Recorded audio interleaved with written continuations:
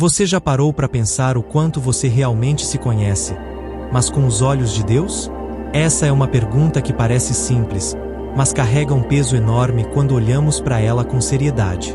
A maioria de nós passa a vida tentando entender quem é, porque sente o que sente, porque erra onde sempre prometeu acertar, e porque, muitas vezes, parece tão difícil mudar.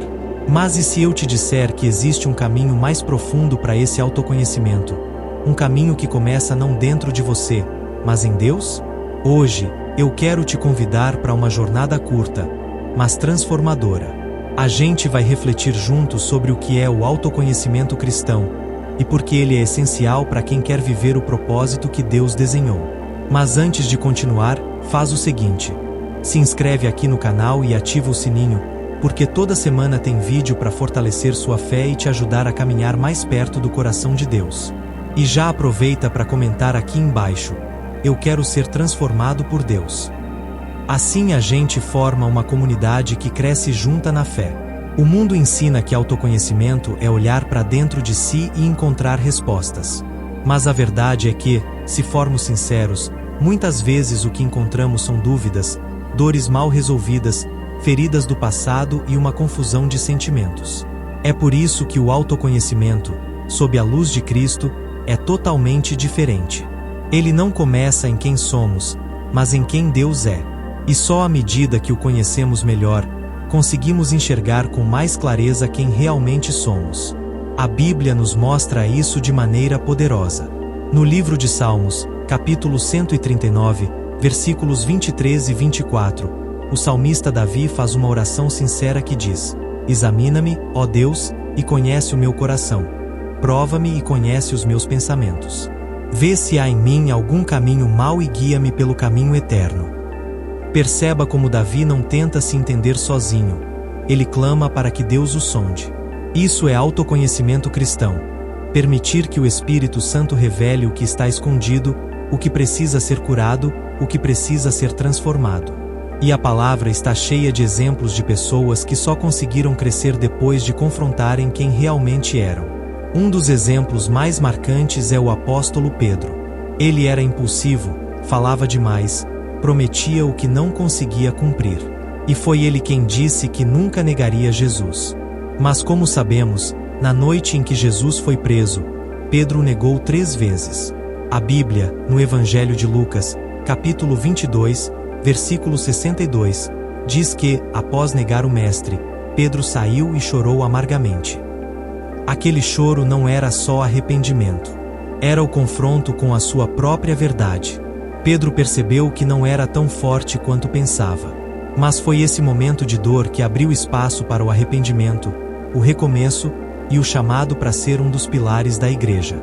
Outro exemplo poderoso é o do rei Davi, um homem segundo o coração de Deus, mas que também caiu em pecado grave. Depois de cometer adultério com Batseba e mandar matar o marido dela, Davi foi confrontado pelo profeta Natã. Ao invés de se justificar, ele caiu em si. O Salmo 51 é uma oração intensa de arrependimento, onde Davi diz: Cria em mim, ó Deus, um coração puro, e renova dentro de mim um espírito reto. Isso está no livro de Salmos, capítulo 51, versículo 10. Davi reconhece que precisa ser restaurado por dentro, e esse é o verdadeiro autoconhecimento cristão. Saber que somos pecadores, mas que a graça de Deus é maior do que qualquer erro. E talvez um dos maiores testemunhos de autoconhecimento na Bíblia seja o do apóstolo Paulo. Em sua carta aos Romanos, no capítulo 7, versículo 19, ele escreve: Porque não faço o bem que quero, mas o mal que não quero, esse faço. Paulo está falando sobre a luta interna que todos enfrentamos. Querer acertar, mas cair. Querer ser melhor, mas ainda tropeçar. Ele mostra que reconhecer essa luta não é fraqueza, é honestidade. E é exatamente aí que Deus age com sua graça. Esses exemplos mostram que o autoconhecimento cristão não tem nada a ver com uma autoestima inflada, nem com viver buscando autoaceitação em frases prontas. É sobre olhar para dentro com os olhos de Deus. É permitir que Ele revele as áreas que precisam ser tratadas, que Ele traga a cura para as feridas antigas, que Ele nos mostre o nosso verdadeiro valor, não baseado no que fazemos, mas em quem somos nele. E olha só, esse processo nem sempre é confortável. Na verdade, muitas vezes dói, porque o Espírito Santo nos confronta. Ele não apenas consola, ele também revela. E a revelação nem sempre mostra algo bonito. Às vezes, Deus nos mostra orgulho disfarçado de zelo. Às vezes, Ele nos revela que aquele comportamento que a gente chama de jeito difícil é, na verdade, dureza de coração. O autoconhecimento verdadeiro vem com confronto. Mas é um confronto com amor. Porque Deus corrige os que ama.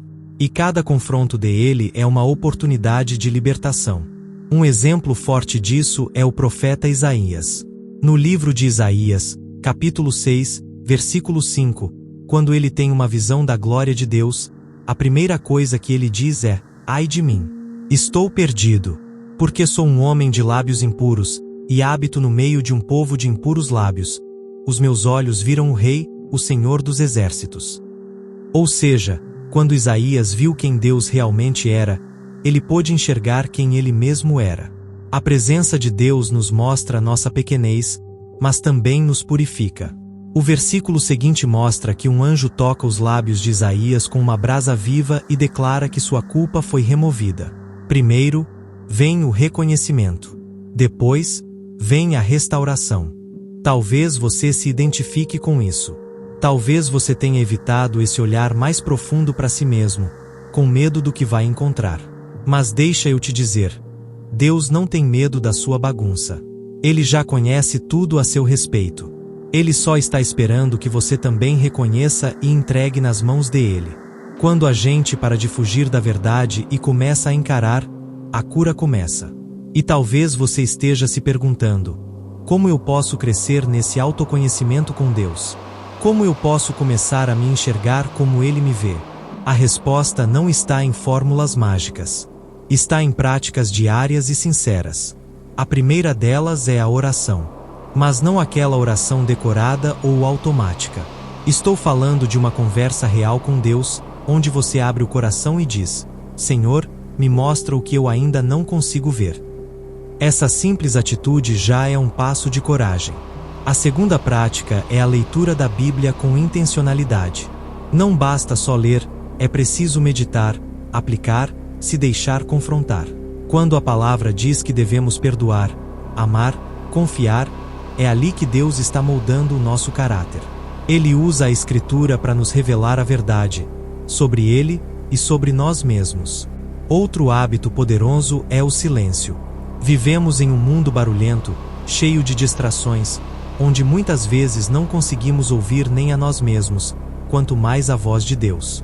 Separar momentos de solitude, de pausa, pode ser um jeito simples e profundo de perceber o que o Espírito Santo quer mostrar. No silêncio, Deus fala. Também é muito valioso manter um diário espiritual. Escrever sobre o que Deus tem falado com você, registrar seus sentimentos, suas lutas, suas vitórias. Esse hábito te ajuda a ver padrões, a reconhecer ciclos, a celebrar o crescimento. E por fim, nunca subestime o poder de uma conversa com alguém mais maduro na fé. Ter um mentor, um discipulador, alguém que te conhece e te ajuda a enxergar pontos cegos, é uma bênção enorme no processo de transformação. Tudo isso não vai te levar à perfeição, mas vai te levar para mais perto de quem Deus te chamou para ser. Porque o autoconhecimento cristão não tem como objetivo te colocar no centro, mas sim te alinhar com o centro da vontade de Deus. Quanto mais você se conhece à luz da palavra, mais você entende o seu valor, seus limites, seus dons e sua missão. E para encerrar, eu quero te deixar uma pergunta que talvez vai ecoar no seu coração hoje. Você está disposto a deixar Deus te mostrar quem você realmente é e quem Ele quer que você se torne? Essa resposta pode mudar sua vida. Se essa mensagem falou com você, comenta aqui embaixo: eu quero ser transformado por Deus. E se ainda não fez isso, se inscreve agora no canal para continuar crescendo nessa caminhada de fé. Aqui a gente fala de transformação, de graça, de propósito e de um Deus que não desiste de nós. Que o Senhor continue te moldando, dia após dia, até que Cristo seja formado em você.